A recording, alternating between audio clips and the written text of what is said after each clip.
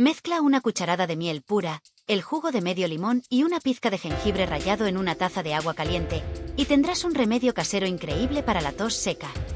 La miel suaviza la garganta irritada, el limón aporta vitamina C para reforzar tu sistema inmunológico y el jengibre actúa como un antiinflamatorio natural, ayudando a reducir la irritación y aliviar la tos.